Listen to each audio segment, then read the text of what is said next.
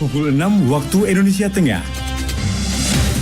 Inilah Radio Republik Indonesia Bau-Bau dengan Warta Kipton. Berita seputar Kepulauan Buton.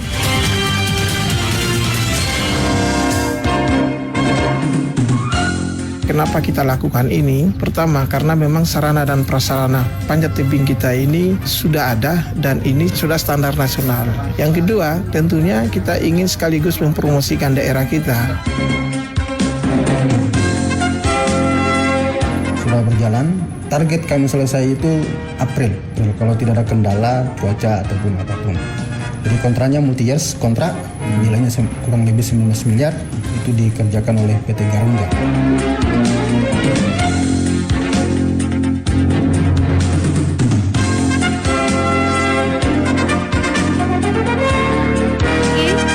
Selamat pagi dari kawasan Limbowolio, kami sampaikan pokok-pokok berita. Kejuaraan panjat tebing Wali Kota Bau-Bau Cup tahun 2023 akan mempertemukan atlet panjat tebing sepulau Sulawesi. Pelapisan landasan pacu Bandara Beto Ambari Kota Bau-Bau sepanjang 1.800 meter dengan lebar 30 meter mulai dikerjakan. Inilah Warta Kipton pagi selengkapnya. Hari ini Kamis 7 Desember 2023 bersama saya Siti Nur Hardianti.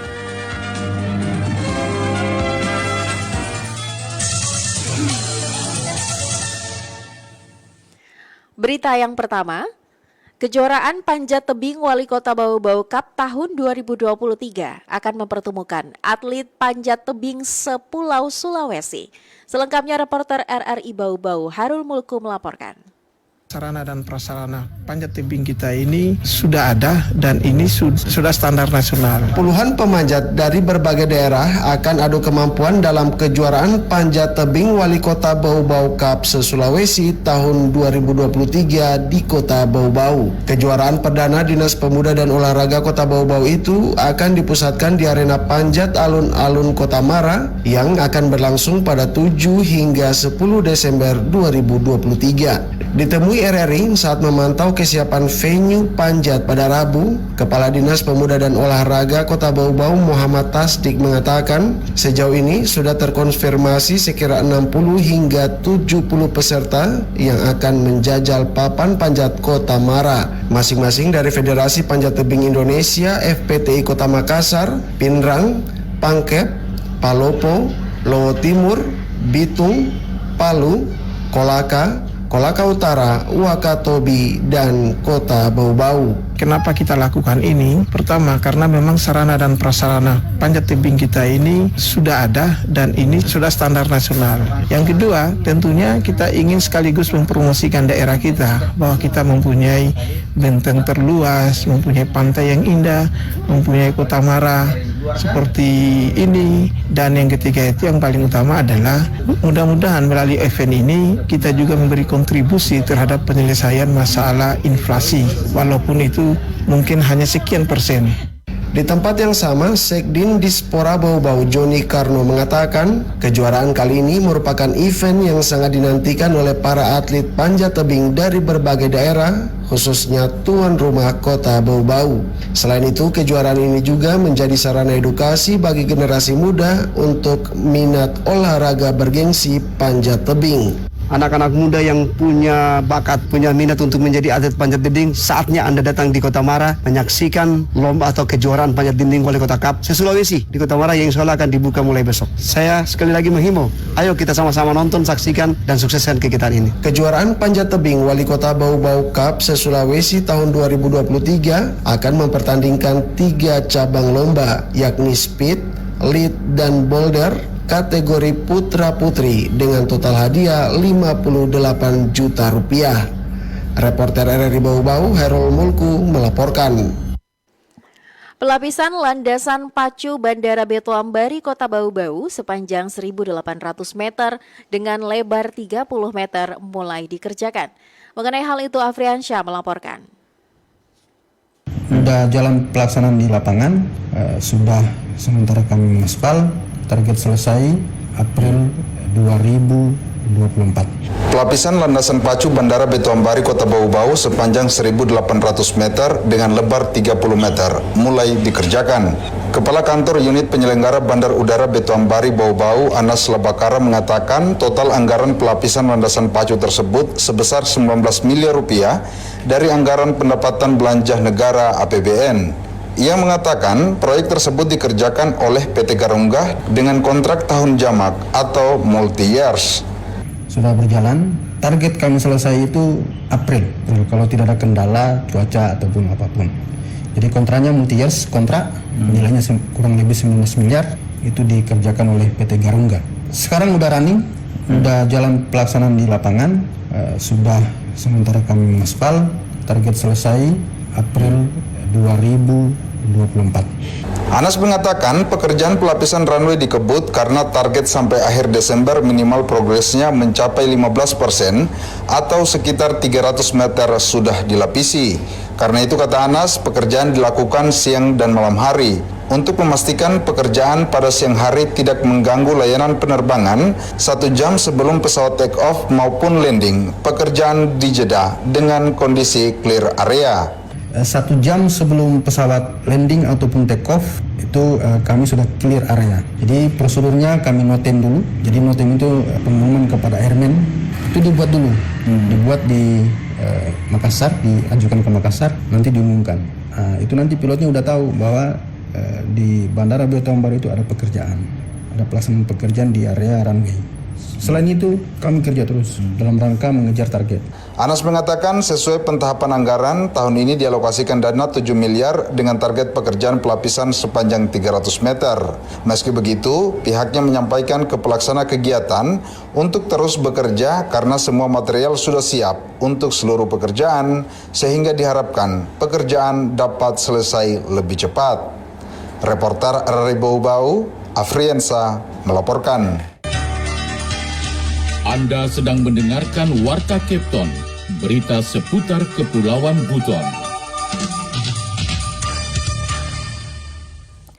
Kita beralih ke informasi lainnya. Forum Kota Bau-Bau Sehat gelar rakor bahas rencana penyempurnaan indikator tatanan kota sehat. Informasi mengenai hal itu disampaikan Waode Nurliani. Pasca pengumuman anugerah Kota Sehat tingkat nasional akhir November lalu, Forum Kota Bau-Bau Sehat kembali rapat bersama anggota dan tim akselerasi dari Dinas Kesehatan dan Bapeda. Pertemuan tersebut membahas langkah-langkah strategis Kota Bau-Bau mempercepat pembenahan kekurangan Kota Bau-Bau dalam menggapai penghargaan Wistara 2023.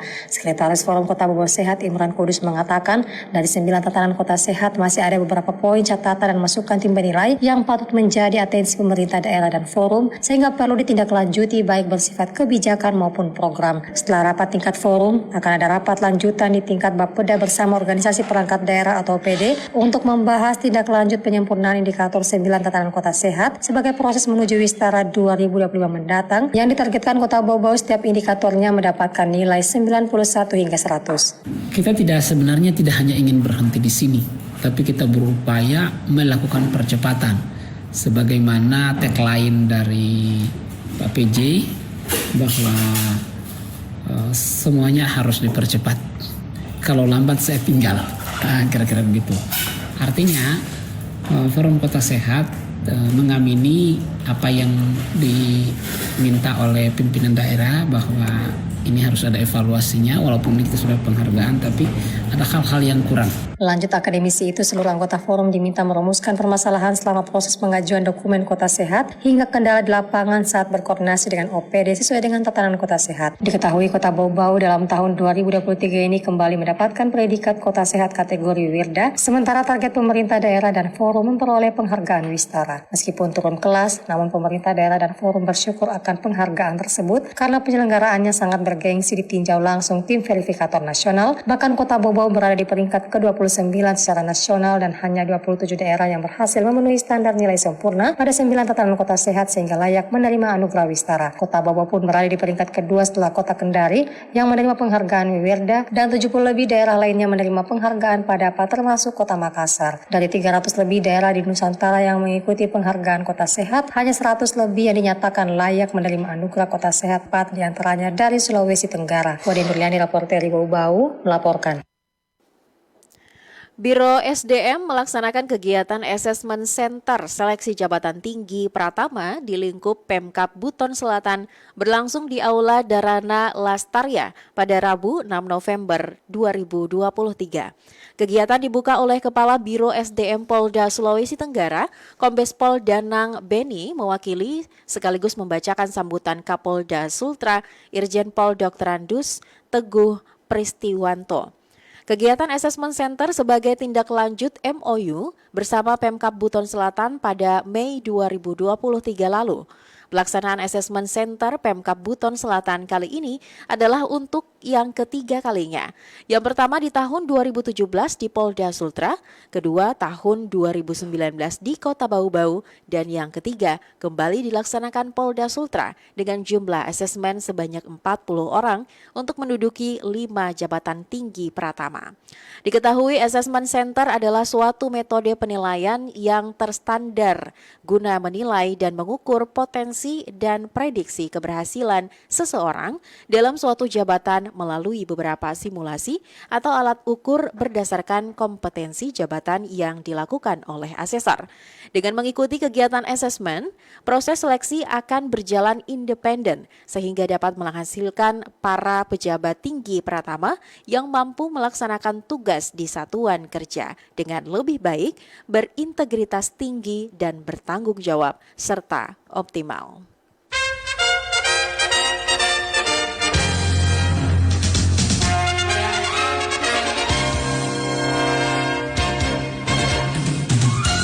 Pendengar, sebelum kami akhiri Warta Kepton pagi ini, kembali kami sampaikan pokok-pokok berita. Kejuaraan Panjat Tebing Wali Kota Bau-Bau Cup tahun 2023 akan mempertemukan atlet panjat tebing sepulau Sulawesi. Pelapisan landasan pacu Bandara Beto Ambari Kota Bau-Bau sepanjang 1.800 meter dengan lebar 30 meter mulai dikerjakan. Demikian Warta Kepton pagi ini, mewakili kerabat kerja yang bertugas, kami ucapkan terima kasih untuk perhatian Anda dan sampai jumpa.